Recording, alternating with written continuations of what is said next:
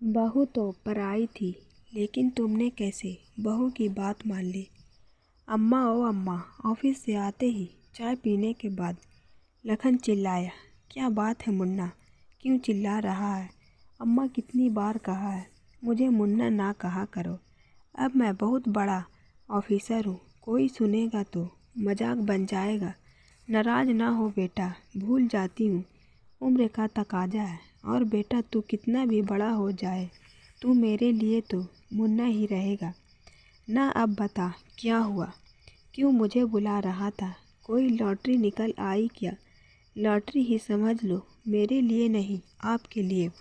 कल हम हरिद्वार जा रहे हैं, सुबह कार से निकलेंगे। बहुत दिनों से आपका मन था किसी धार्मिक जगह की यात्रा करने का। इस समय ऑफिस में ज़्यादा काम नहीं है तो सोचा तुझे घुमा लाऊं। समय कम है, तैयारी कर लेना। अरे वाह, बड़ा मज़ा आएगा। कितने समय बाद पूरा परिवार साथ हो गए।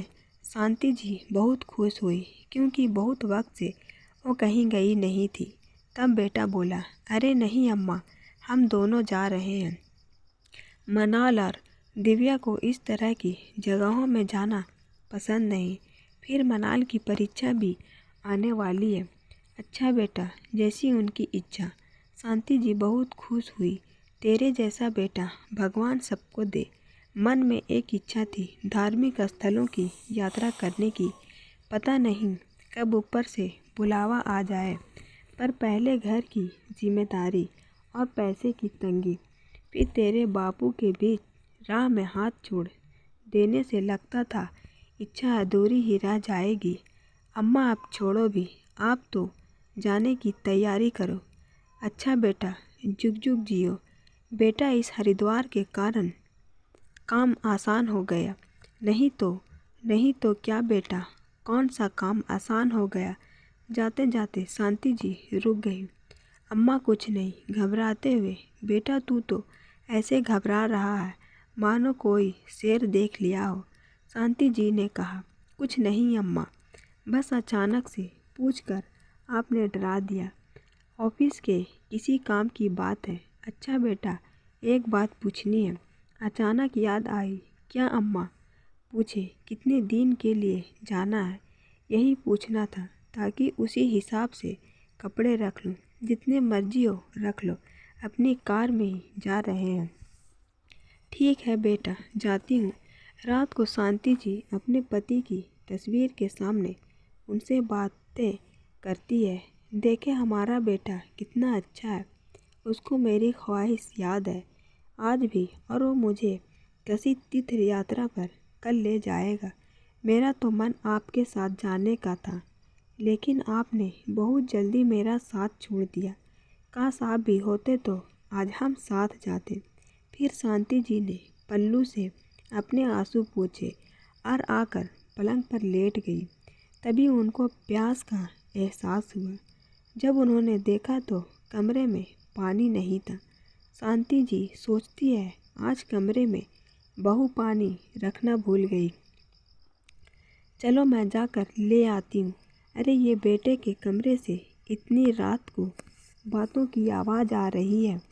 वैसे किसी की बातें सुनना अच्छी बात नहीं है, पर आज इतनी रात को बात कर रहे हैं। ज़रूर कोई टेंशन की बात है जो मुझे नहीं बतलाना चाहते हैं। वैसे आज बिटवा कुछ घबराया हुआ भी था। जब मैंने पूछा तो टाल गया। सुनो तो, सब ठीक तो है ना। माँ का दिल परेशान हो गया। सुनो जी अम्मा, वो शक तो नहीं हुआ। दिव्या ने पूछा। अरे नहीं, बिल्कुल भी नहीं। मैंने कच्ची गोलियाँ थोड़ी ही खाई है। कल से हम आज़ाद। अम्मा को घुमा फिरा कर बहाने से वृद्धाश्रम छोड़ दूंगा। आपने तो कमाल कर दिया, जायदाद तो पहले ही अपने नाम करवा ली। दिव्या, यह सब तेरे कारण ही है। थोड़ा धीरे बोल, अम्मा ना उठ जाए। वैसे भी उनके कान बड़े तेज हैं। वैसे भी कहते हैं दीवारों के कान होते हैं। ठीक कह रही हो। वैसे भी सुबह जल्दी उठना है। ये सब सुन शांति जी के पैरों तले जमीन खिसक गई। उनके चारों तरफ अंधेरा छा गया। इतना बड़ा धोखा बेटा तू तो बड़ा दोगला है, नहीं मालूम था बहू की तरह तेरे भी दो चेहरे हैं।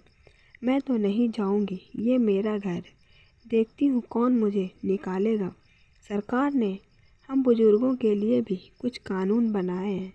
अगले दिन जब सुबह होती है तो अरे अम्मा अभी तक तैयार नहीं हुई क्या बात है, तबीयत तो ठीक है ना?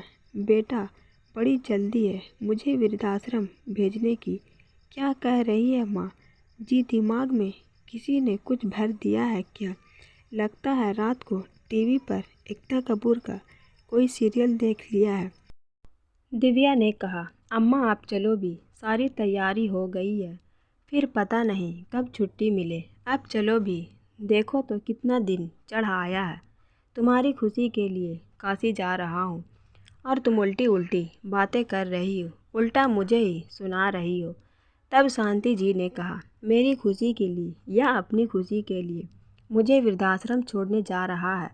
क्यों बहू, सही कह रही हूँ ना? क्या कमी रखी है प्यार में? कोई भी सास बहू को अच्छा मान ही नहीं सकती। दिव्या ने तलख्खी से कहा, भलाई का ज़माना नहीं, यहाँ हम उनके साथ अच्छा कर रहे हैं, ये तो उल्टा हम पे चढ़ रही है।